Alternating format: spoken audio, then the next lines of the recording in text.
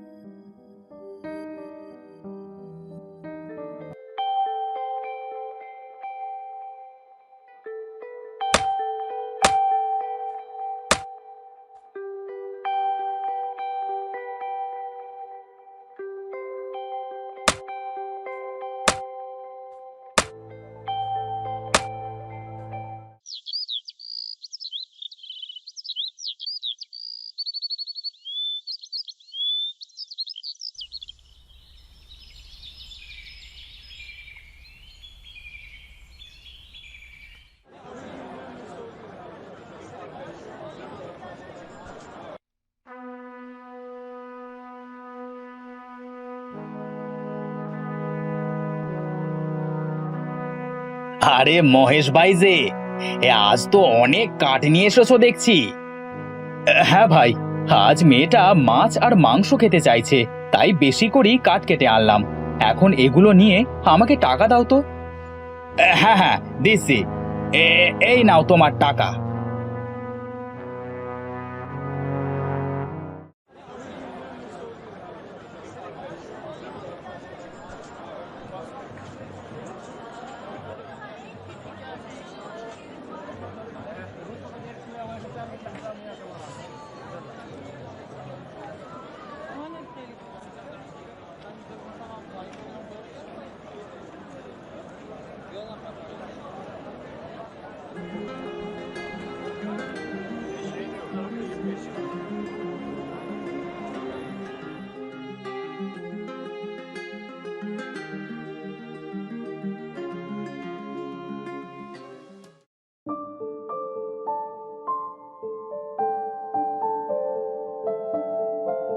গিন্নি, ও গিন্নি, আরে কোথায় গেলে তুমি?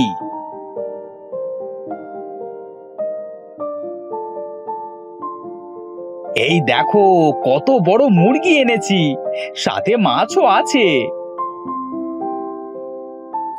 বলে কি মেয়ের কথায় যে এতগুলো টাকা খরচ করলে? যদি কোনো বিপদ হয় তখন কি করবে শুনি? তোমাকে এত বেশি ভাবতে হবে না, আমার একটা মাত্র মেয়ে। আমার তো আর সবসময় মাংস কেনবার সামর্থ্য থাকে না। এখন টাকা আছে, মেয়েটা খেতে চেয়েছে তাই নিয়ে আসলাম।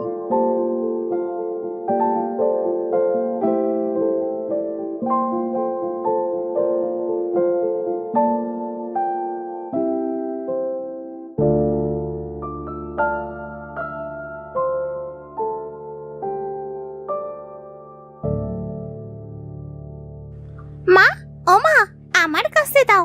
আমি মাংস আর মাছগুলো রিয়া কাকিদের ফ্রিজে রেখে আসি। ঠিক আছে, এই নে।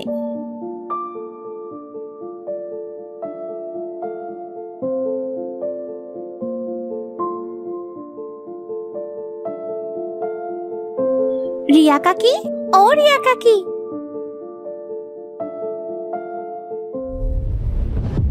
আমি আপনাদের ফ্রিজে এগুলো রাখতে আসছিলাম। আমাদের ফ্রিজে কোনো জায়গা নেই। আমাদের ফ্রিজ কেনার পর থেকে বারবার জাতা নিয়ে রাখতে আসিস রে। তোদের কি লজ্জা করে না, ছোট লোক কোথাকার? এমন করে কেন বলছেন? যেটা কেনার ক্ষমতা নাই সেটার জন্য অন্যদের বাড়িতে আসতে লজ্জা করে না? বেহায়া মেয়ে কোথাকার।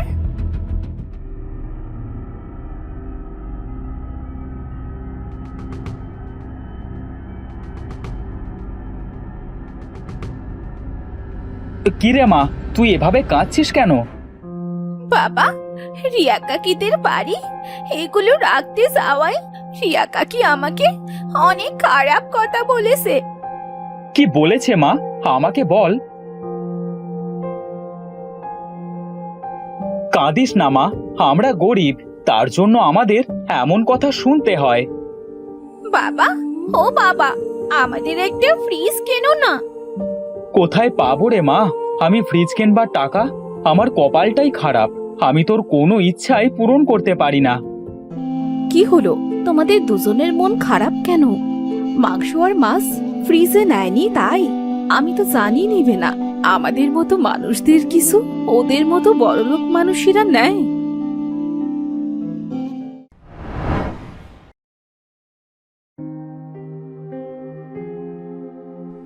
আমাদের তো আর ফ্রিজ কেনার সামর্থ্য নেই। সবাই আমাদের যে কত অপমান করে। কালকে রিয়া কাকিও অন্যদের মতো দূর দূর করে তাড়িয়ে দিল।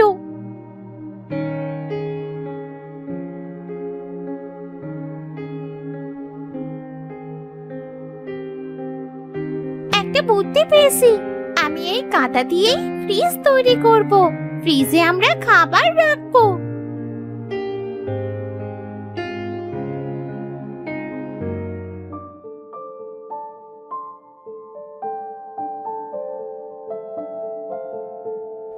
মাটি দিয়ে ফ্রিজ তৈরি করতে কেন পারছি না? আমার যে ফ্রিজ তৈরি করতেই হবে।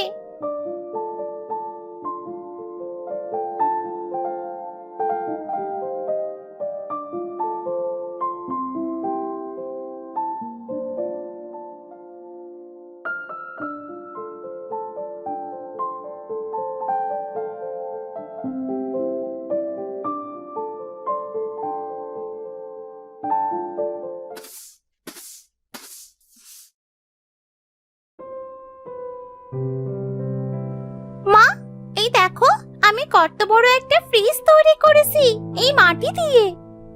পাগলি মেয়ে একটা। অনেক সুন্দর হয়েছে তো ফ্রিজটা, দেখে বোঝাই যাচ্ছে না যে এটা মাটির ফ্রিজ। সত্যি বলছো তুমি? আজ থেকে আমি এই ফ্রিজের ভেতরে খাবার রাখবো। এর ভিতরে খাবার রাখলে যে নষ্ট হয়ে যাবে। এটা তো সত্যিকারের ফ্রিজ নয়। নষ্ট হবে না মা, তুমি দেখোই না।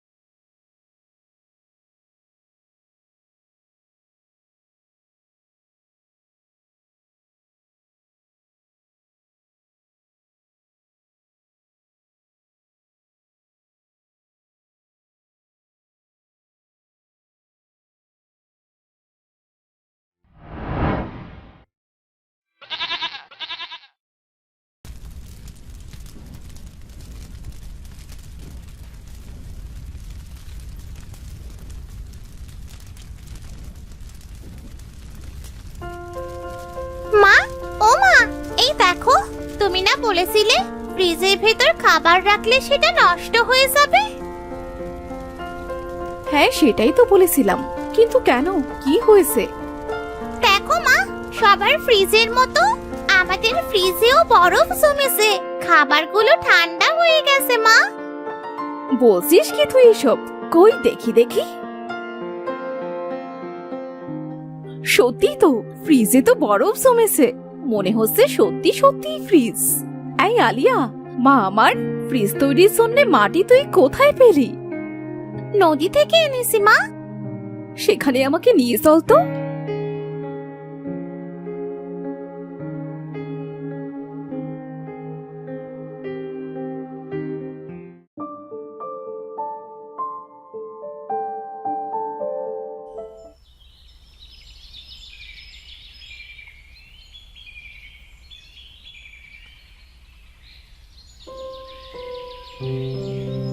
কি আছে এই অদ্ভুত মাটিতে?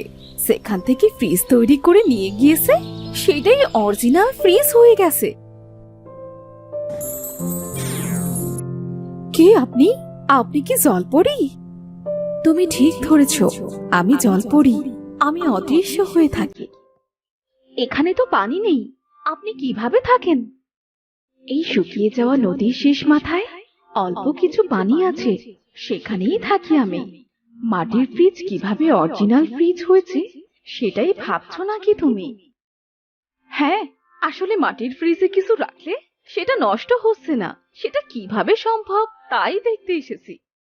আলিয়া এখানে বসে বসে কাঁদছিল, তার মনের কষ্টের কথা বলছিল। আলিয়ার চোখের পানি আমার সহ্য হয়নি। আমার মেয়ে এখানে এসে তার কষ্টের কথা বলছিল। হ্যাঁ, সেটা আমি সহ্য করতে না পেরে আলিয়ার বানানো ফ্রিজে জাদু করে আসল ফ্রিজের মতো করে দিয়েছি। ধন্যবাদ, আপনাকে অনেক ধন্যবাদ জলপরি। আপনি আমার মেয়ের ইচ্ছে পূর্ণ করেছেন।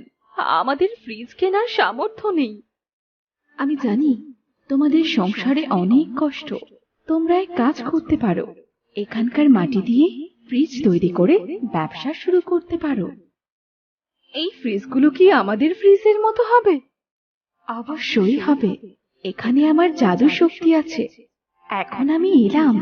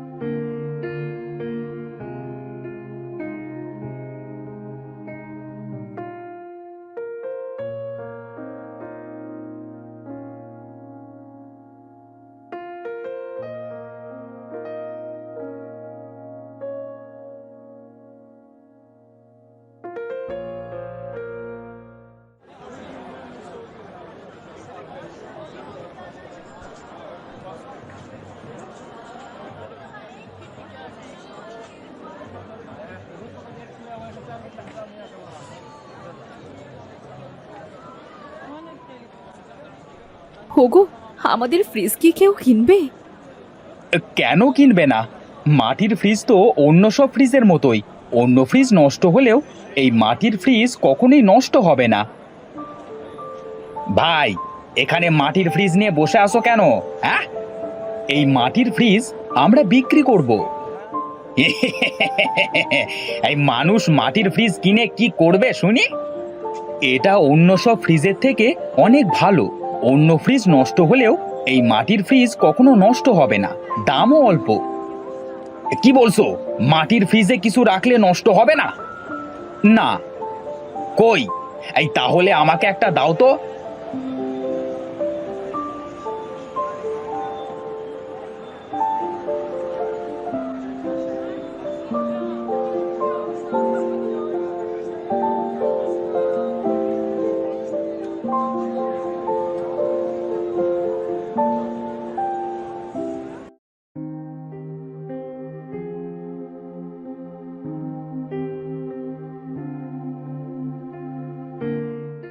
ওরা মাটির ফ্রিজ বিক্রি করে করে দিন দিন ধনী হয়ে যাচ্ছে।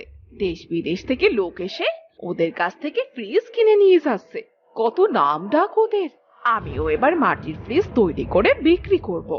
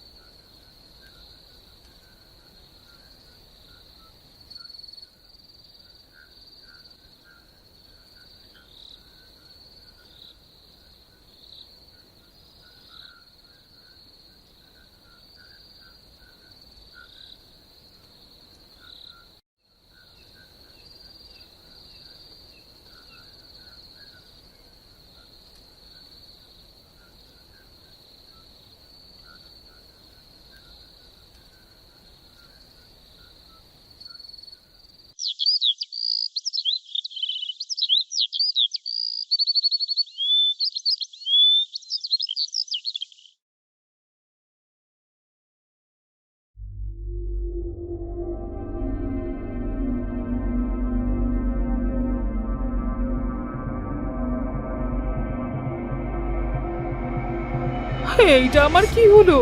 আমার ছেলে মারা কেন গেল? এই মাটির ফ্রিজে যা কিছু রেখেছি তার সব কেন সাপ হয়ে গেল? আমাকে ওই নদীতে যেয়ে জিজ্ঞেস করতে হবে।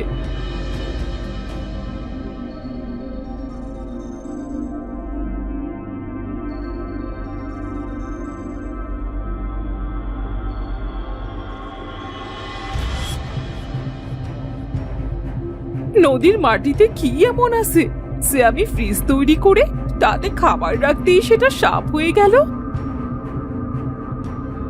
তোর মনে হিংসে ভরা, আর সেজন্যই তুই শাস্তি পেয়েছিস। আমি তো কোনো হিংসেমো করিনি। করেছিস, করেছিস আলিয়ার সাথে। আবার ওদের এত উন্নতি দেখেও লোভ করেছিস, আর এজন্যই তো তুই শাস্তি পেয়েছিস। আজ আমার লোভ আর হিংসের জন্যে আমার ছেলেটাকে হারালাম। আমি আর কখনো কারো সাথে হিংসেমো করব না। কারো কিছু দেখে আমি আর লোভ করব না।